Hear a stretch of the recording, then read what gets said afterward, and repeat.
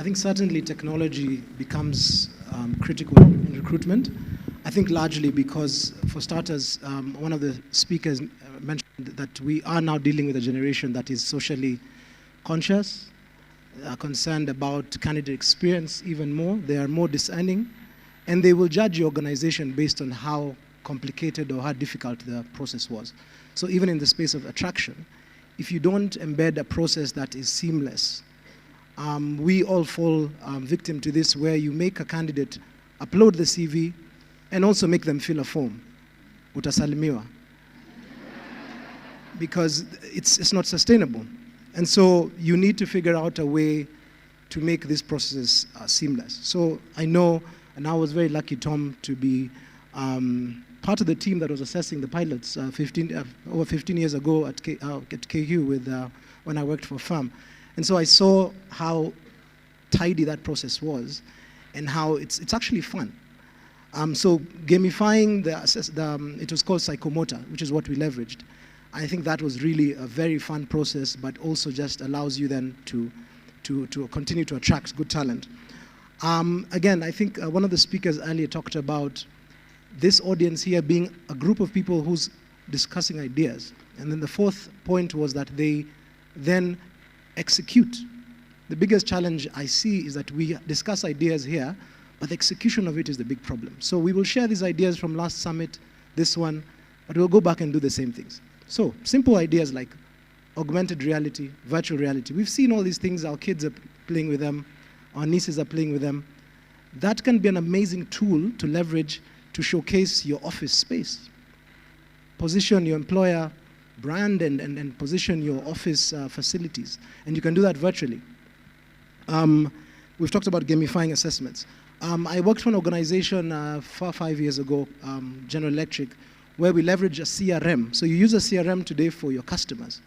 There's no reason you cannot use a CRM for candidates during an interview process or during the candidate selection process. What does that mean?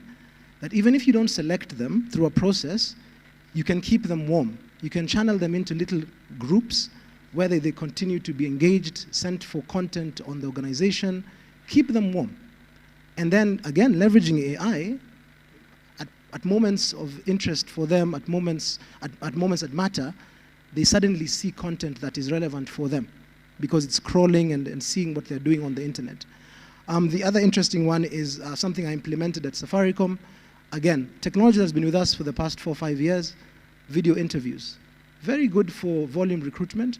I would encourage you not to use the AI solution to kick people out. They're a bit biased. But you could leverage that where you don't have to have candidates come into your office.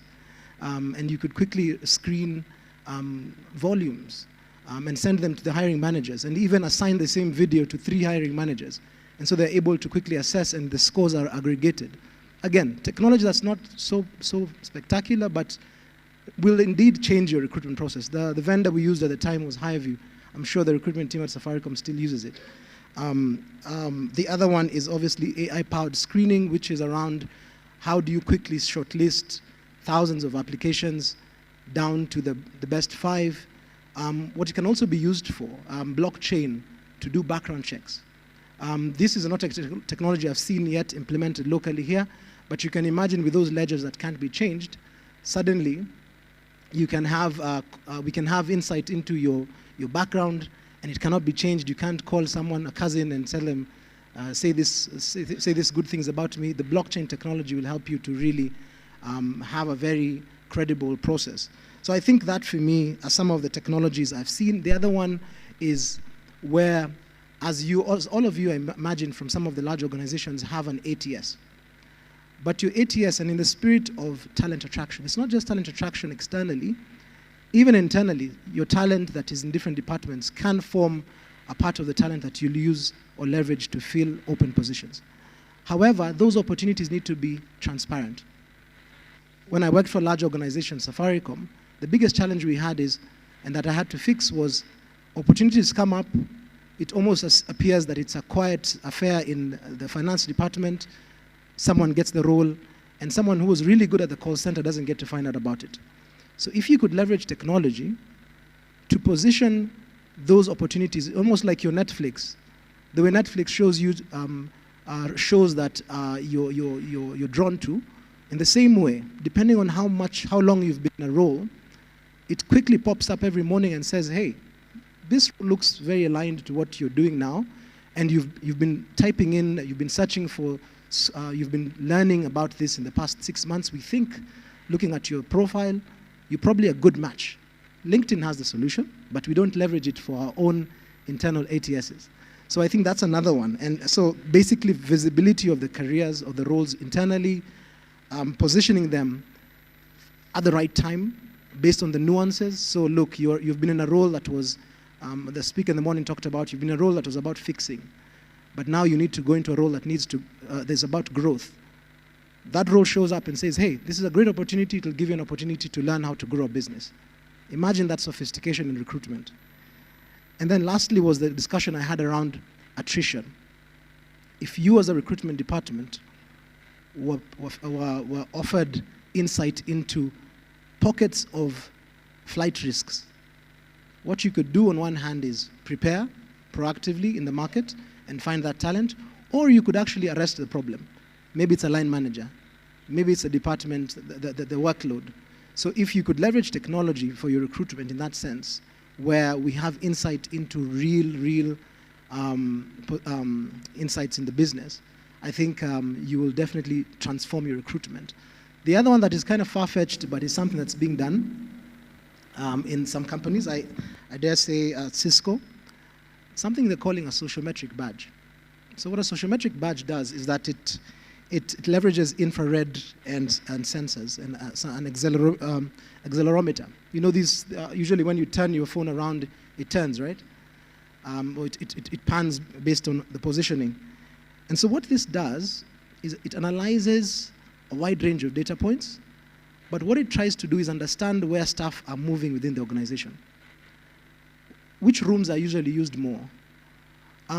Which chance encounters are allowing us to see more success? When we see people from finance and HR meeting more, there's some success showing up there. And all of this can be from data that you don't have to work too hard to collect. It's just based on, obviously people will need to opt in, but they'll wear these gadgets that will give us insight into how staff are moving, which rooms are being used more. These encounters at the coffee place, are they actually improving our engagement?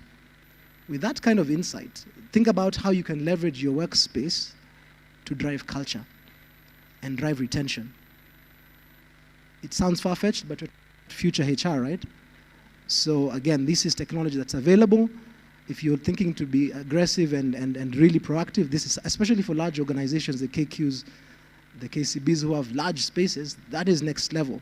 Also, what it does is can give you insight into the neighborhood and also tell you where are there pockets of talent that you should actually be considering setting up a branch there, as opposed to this situation where I think there's value there, let's open a branch there. No, what if you're using data to do this? So again, far-fetched sometimes in some cases, but these are things that are being done, and the world is quickly is becoming a small village, and then we're dealing with Gen Z.